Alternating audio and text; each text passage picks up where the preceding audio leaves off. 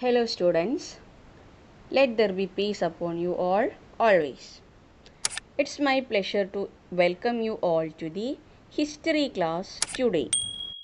Last year we have studied about the administrative conditions of India in the medieval period, mainly by the Muslim rulers known as Mughals or Sultanate. And by the last or the end of that year's textbook, you may be having many details about the reasons why the Mughal Empire started to decline. History lessons of this year gives you details about the continuation of last year's portions. That is, by the last year you have studied about the medieval period. This year's portions are giving you mainly details about the rule of India in the modern period, mainly under British rulers. Instead of Indian rulers, modern India started to rule mainly by the Britishers. The second lesson of our 8th standard history chapter is from trade to territory, the company establishes power. Its name is From Trade to Territory, the company establishes power. The title of this chapter itself gives a hint about the content of this chapter. We know that by the beginning of 18th century, the glorious status of Indian administration under Mughal Empire started to decline. After the death of the last great Mughal emperor Aurangzeb in 1707.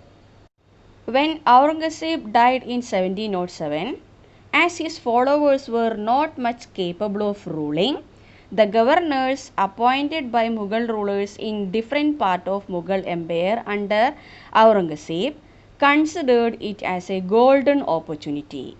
Many of them decided to declare themselves as the leaders or the rulers of their area, and actually or gradually they started to break their relationship with Mughals, but by the newly declared rulers didn't get any chance to become more powerful in India, as some other external powers started to came here and also become more powerful than Indians.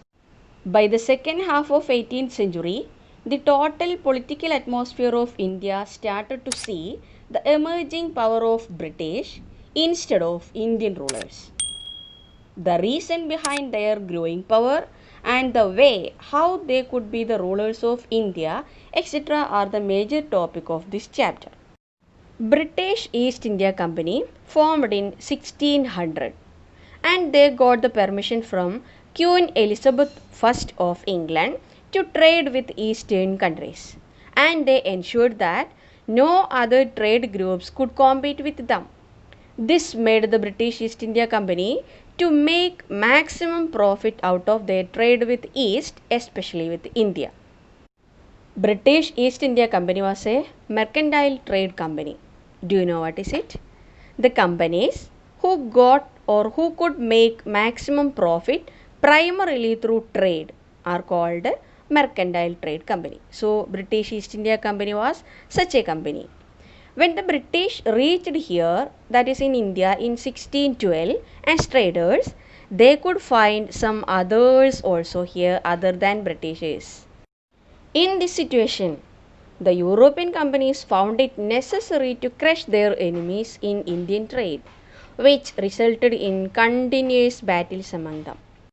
Through the 17th and the 18th century, it was a continuous scene to sink the ships of each other in oceans, or blockaded routes, or stopped the passing of loaded ships to their own native places by all these foreign countries each other. Moreover, they started to fortify their trade post to protect it. All these led to a total confusion, as the trading companies had no land in India as their own. Fortifications made by them were a common cause for conflicts between local rulers of India and the Europeans. So, British East India Company found it compulsory to get political power in India in order to fortify and to protect their properties. Thus, the first British factory set in Bengal on the banks of river Hooghly in 1651, and they started to function the factory activities as a go down to store their goods for exportation.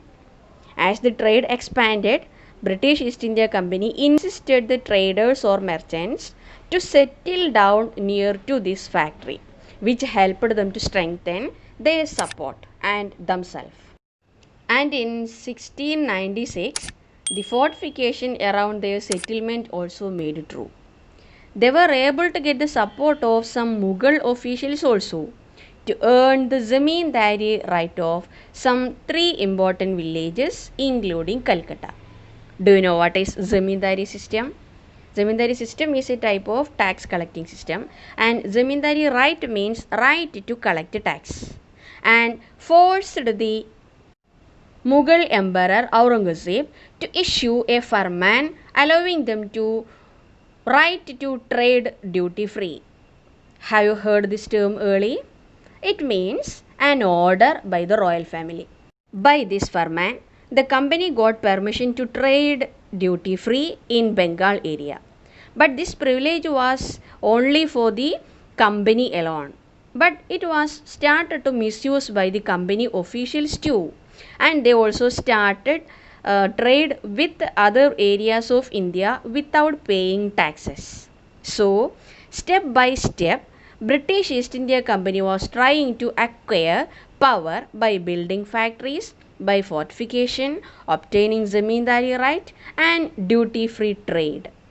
All these irritating activities of the British East India Company and its officials made the ruler or the Nawab of Bengal and the remaining provinces angry, and the situations were really intensified, which later paved a way for a series of severe battles between Indians and British. We need to discuss about these battles in detail in the next classes. By this class, we have discussed only about the political conditions of India from the beginning of 18th century, during and after the death of Aurangzeb. Let us continue the remaining portions in the next class.